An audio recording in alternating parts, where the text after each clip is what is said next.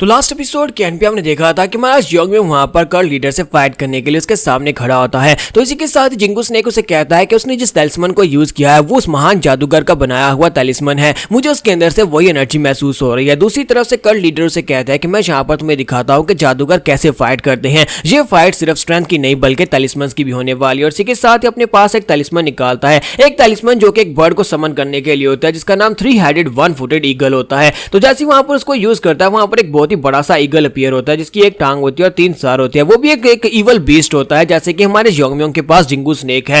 तो Xingu snake उसे कहता है कि मैं इसको पहचानता हूं, मैं पहले भी इससे फाइट कर चुका हूं। ये तो यहाँ पर उसी जादूगर का एक सबऑर्डिनेट था और ये काफी ज्यादा पावरफुल है। इसका पावर लेवल इस वक्त मेरी पावर लेवल के बराबर है। तो वो जो इवल स्पिरिट होती है वो उसे कहता है कि मास्टर आपने यहाँ पर मुझे बुलाया, उस बंदे के साथ एक इवल स्पिरिट है। तो उसका मास्टर उसे कहता है कि हाँ मुझे पता है कि वो भी एक इवल स्पिरिट है, तुम्हें उसे संभालना होगा। और इसी के साथ ही हमारा योंगम्योंग जो होता है वो अपनी इवल स्पिरिट से कहता है जिंगू स्नेक क्या तुम उसे फाइट कर सकते हो? तो वो कहता है हाँ मैं कर सकता हूँ। दूसरी तरफ से कर्ल लीडर जो होते हैं वो उसे कहता है कि मैं उस स्नेक को जिंदा चाहता हूँ, उसे मेरे लिए जिंदा पकड़ कर लाओ। और इसी के साथ ही जिंगू स्नेक भी वहां पर फाइट करने के लिए रेडी हो जाता है। तो वो उसे कहता है कि पंछी कहीं कि तुम्हें क्या लगता है कि तुम मेरा मुकाबला कर सकते हो? और दोनों वहां पर आपस में फाइट करना शुरू कर देते हैं। कर्ल लीडर हमारे योंगम्योंग से कहता है कि लड़के तुमने बताया कि तुम टैंग फैमिली से हो, इसी वजह से मुझे लगता है कि ये ब्लू हॉर्न स्नेक जो है ये टैंग फैमिली से हो सकता है, क्योंकि तुम्हारे एंसेस्टर के पास भी इसी तरह का एक स्नेक था। लेकिन मुझे नहीं पता कि इसने यहाँ पर अपने स्केल्स का कलर ब्लैक कैसे कर लिया, क्योंकि पहले इसका कलर ब्लैक नहीं हुआ करता था। लेकिन क्या तुम्हें लगता है कि तुम्हारी ये इवल स्पिरिट जो है यहाँ पर जो फाइट कर सकती है? अब जबकि तुम यहाँ पर अपने साथ इवल स्पिरिट लेकर आए, इसका मतलब यह है कि तुम यहाँ पर मुझसे सीरियसली फाइट करना चाहते हो, तो फिर मैं भी यहाँ पर सीरियसली फाइट करूंगा। कर्ल लीडर वहां पर अपने पास एक तलिस्मन निकालकर उसको यूज कर देते हैं। तुम्हारा योंगम्योंग फाइट के लिए रेडी होता है, लेकिन वहां पर कुछ भी नहीं होता। वो कहते हैं यहाँ पर तो कुछ भी नहीं हुआ। लेकिन इसी के साथ ग्राउंड के अंदर से एक बड़ा सा हाथ निकलता है, एक बड़े से जायंट का हाथ निकलता है जो कि योंगम्योंग को वहां पर पकड़ लेता है। तो वो बड़ा सा हाथ निकलने के बाद वहां पर से उसकी पूरी बॉडी भी निकल आती है। तो वो उसे कहता है कि तुम्हारी हिम्मत कैसी हुई मेरे मास्टर को नुकसान पहुंचाने की? तो इसी के साथ ही वो योंगम्योंग को अपने हाथ में पकड़कर सामने की तरफ पटक देता है और उड़ता हुआ सीधा जाकर एक बिल्डिंग के साथ टकराता है, जिससे जिंगू स्नेक का ध्यान उस तरफ हो जाता है। और वो पंछी जो होता है यानी ईगल जो होता है उसे कहता है कि तुम्हारा ध्यान उस तरफ क्यों गया? आप देखना तुम्हारे ऊपर ये बहुत ही भारी पड़ेगा। और वो अपने पंजे के साथ वहीं पर उसको ग्राउंड के ऊपर पकड़ लेता है, उसको बाइंड कर लेता है। और दूसरी तरफ से उसे कहता है कि तुम्हें यहाँ पर अपनी फाइट की तरफ ही ध्यान देना चाहिए था। और जिंगू स्नेक उसे कहता है कि कमीने कही कि मेरे ऊपर से अपना पंजा हटाओ। यहाँ पर जो बड़ा सा जायंट अपीयर हुआ है उसका नाम गोस्ट किंग होता है। तो डीमन कर्ल लीडर यहाँ पर बताते हैं कि गोस्ट किंग ये यहाँ की सबसे नंबर 1 स्पिरिट है। ये बहुत ही पावरफुल इवल स्पिरिट है जो कि यहाँ पर पिछले कई सौ सालों से इसी ग्राउंड के नीचे है। तुम्हारी वजह से अब यहाँ पर मुझे गोस्ट किंग को यूज करना पड़ा, जिसे पिछले 300-400 साल से किसी ने भी नहीं देखा। और इसी के साथ ही वो उसे कहते हैं कि तुम्हारे लिए जो बड़ी आनर की बात है कि तुम यहाँ पर गोस्ट किंग के हाथों से मरने वाले हो। लीडर गोस्ट किंग से कहता है कि लड़के को मार डालो। और इसी के साथ ही गोस्ट किंग अपने पास एक बड़ा सा तलवार निकालता है और उस बड़ी सी तलवार के साथ वहां पर सामने की तरफ एक स्ट्राइक लगाता है और कहता है कि लड़के आप चुपचाप यहाँ पर मर जाओ। उसकी स्ट्राइक बहुत ज्यादा पावरफुल होती है। स्ट्राइक पावरफुल तो होती है, लेकिन इसी के साथ ही दिखाता है कि हमारा योंगम्योंग जो होता है उसे कहता है कि तुम्हें क्या लगता है कि मुझे मारना इतना आसान है? क्या तुम्हें लगता है कि मैं यहाँ पर मरने के लिए आया हूँ? और साथ ही वो जिंगू स्नेक से कहता है कि अपनी फायर के ऊपर फोकस करो, तुम्हें क्या लगता है कि तुम्हारा मास्टर इतनी आसानी से मर जाएगा? और हमारा योंगम्योंग वहां पर से निकलने के बाद अपने डैगर के साथ गोस्ट किंग के ऊपर अटैक करता है। तो डीमन कर्ल लीडर भी इस बात से काफी हैरान होते हैं और कहते हैं इस लड़के के पास बस एक छोटा सा डैगर है, लेकिन इसने गोस्ट किंग को यहाँ पर पीछे की तरफ हटा दिया अपनी स्ट्राइक के साथ और उसकी तलवार के स्ट्राइक को भी ब्लॉक कर लिया। क्या इसके पास इतनी ज्यादा माना की पावर है कि यहाँ पर इतनी आसानी से उसको ब्लॉक कर पा रहा है? और हमारा योंगम्योंग वहां पर सोच रहा था कि अगर मैं यहाँ पर इस इवल स्पिरिट को डिस्ट्रॉय करना चाहता हूं तो मुझे यहाँ पर अपनी एनर्जी के साथ के ऊपर अटैक करना होगा। लेकिन एनर्जी का अटैक जो है उसका रेडियस ज्यादा होगा, जिसकी वजह से मेरी इवल स्पिरिट यानी जिंगू स्नेक भी उससे अफेक्टेड हो सकता है। तो मुझे यहाँ पर उसको कंडेंस करना होगा। अगर मैं उसको यहाँ पर कंडेंस कर लेता हूँ एक लेजर बीम की तरह तो फिर मेरे लिए ज्यादा आसान रहेगा, लेकिन मुझे मल्टीपल अटैक्स करने पड़ेंगे।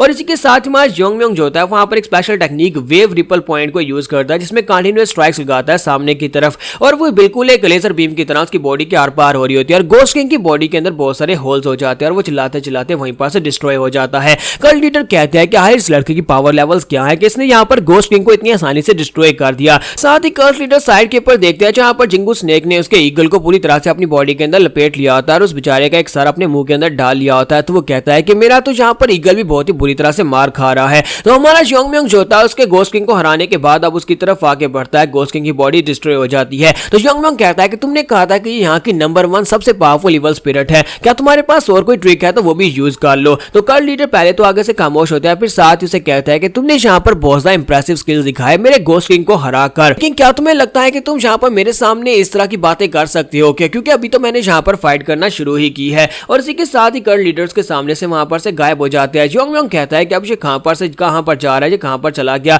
वो वहां पर से गायब हो जाता है। हमारा जियोंगम्योंग उसकी जितनी एनर्जी होती है उसको भी सेंस नहीं कर पा रहा था, उसे बिल्कुल महसूस नहीं हो रहा था कि वो कहां पर गायब हो गया है। इसी के साथ उसे साइड के ऊपर से जिंगू स्नेक के चिल्लाने की आवाज आती है, क्योंकि वो जिंगू स्नेक के पास पहुंच गया होता है। वहां पर जाकर उसकी बॉडी के ऊपर एक तलिस्मन लगा दिया होता है ताकि वो जिंगू स्नेक को अपने वश में कर सके, उसे कंट्रोल कर सके। तो जियोंगम्योंग कहता है कि वो वहां पर है लेकिन मैं फिर भी उसकी एनर्जी को महसूस नहीं कर पा रहा। उसने यहाँ पर किस तरह की डिमोनिक टेक्निक को यूज किया है और वो तलिस्मन कैसा तलिस्मन है जिससे वो यहाँ पर जिंगू स्नेक को कंट्रोल कर रहा है। और दूसरी तरफ दिखाते हैं कि कल्ट लीडर जो होते हैं वो अपने ईगल से कहते हैं कि तुमने मुझे बहुत ज्यादा निराश किया, तुम तो किसी भी लायक नहीं हो, इसी वजह से अब जल्दी से वापस चले जाओ क्योंकि मैं यहाँ पर तुम्हें मरता हुआ नहीं देखना चाहता, जिससे हमारा सेक्टर काफी ज्यादा नुकसान में चला जाएगा। और वो उस पंछी को वापस रख लेता है। उसको वापस रखने के बाद वो कहता है कि अब जबकि तुमने यहाँ पर मुझे गिफ्ट दिया है लड़के, तुम खुद यहाँ पर इस बड़े से जिंगू स्नेक को मेरे पास लेकर आए हो, अगर मैंने इसको कंट्रोल कर लिया तो फिर मैं इसी को यहाँ पर तुम्हारे खिलाफ फाइट के लिए यूज करूंगा। जिंगू स्नेक उसे कहता है कि ऐसा कभी नहीं होगा, जबकि कल्ट लीडर उसे कहता है कि ऐसा होगा। क्या तुम्हें याद नहीं है कि तुम्हारे उस मास्टर ने, इनविजिबल गैस जो कि तुम्हारा कभी मास्टर हुआ करता था, उसने हमारे उस जादूगर की मदद की थी, उसकी मदद से हम लोग यहाँ पर उस बड़े से अर्थ ड्रैगन को कैप्चर कर पाए थे। उस अर्थ ड्रैगन को मारकर हम लोगों ने यहीं पर इसी ग्राउंड के नीचे दफनाया था। क्या लगता है कि तुम यहाँ पर उस कर्ज का बदला नहीं चुकाओगे? हम लोगों ने तुम्हारी मदद की थी और तुम्हें यहाँ पर अब हमारी मदद करनी होगी, तुम्हें हमारा साथ देना होगा। जिंगू स्नेक उसे कहता है कि तुम्हें यहाँ पर मुझे पकड़ने की बजाय उस लड़के के ऊपर ध्यान देना चाहिए जो तुम्हारे पीछे है। और इसी के साथ ही वो पीछे घूमकर देखते हैं। तुम्हारा जियोंगम्योंग अपनी तलवार लेकर उसके करीब पहुंच चुका होता है, डैगर घुमाकर उसके ऊपर अटैक करता है।